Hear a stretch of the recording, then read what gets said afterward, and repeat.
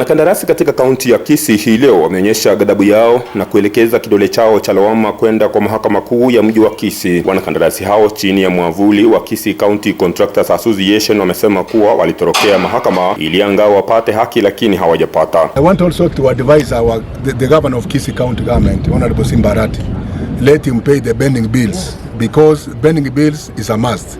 Number two, when you advertise jobs, I'm talking about now, I'm giving advice to Simbarati. Look at today's paper. Look at what Murang'a has done. The nation of today, Murang'a has advertised jobs. Kulingana na katibu mkuu wa chama hicho Hoffman Ondieki, kiongozi wa mashtaka kwa ushirikiano na jaji katika mahakama ya Kisii hawajaonyesha nia ya kuwapa haki. We want justice to all our 450 contractors. We did an application to this court, honorable court, the Judiciary, to help the contractors who have suffered because they have never been paid for 2 years in time right now. Most of our contractors are in hospitals. Most of our contractors, the kids can't be able to go to school. So we came to the courts because we were seeking justice. Anasema kuwa hawajaona haki kwa wanakandarasi kutoka kwa mahakama ambayo walikimbilia pata msaada kutokana na kutolipwa kwao kwa kazi ambao walikuwa wameifanya. But unfortunately, I want to put it very clear that yesterday when we were supposed to get, the file came here from Nairobi last week. But when we were supposed to get the orders yesterday, the Attorney General from the Kisii County government came and they went to bed with the judge who was supposed to give the orders. He pushed for 2 hours. We were waiting as petitioners. For 2 hours, they were with the Attorney General.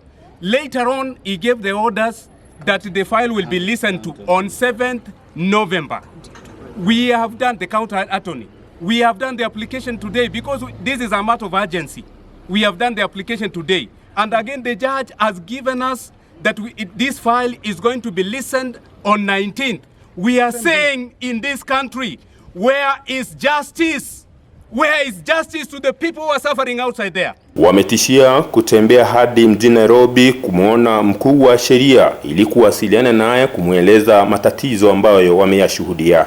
We are saying this, we will fight to the last bit of our lives. And we are saying we want justice in this country. The contractors want, we are going to the Chief Justice. Tonight we are traveling to Nairobi to see the Chief Justice because we want justice. We cannot have our contractors suffer because one man has come here. He wants to make us suffer.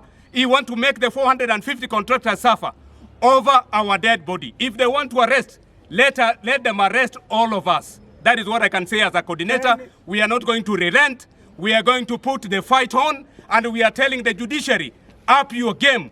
We want justice. Wanakandarasi katika kaunti ya Kisii wamekuwa sio mara moja kulilia kutolipwa kwao kwa kazi walioifanya hapo awali, walakini jibu halijapatikana. Nikiripotia Africa Finest TV, jina langu ni Gilbert Kobi.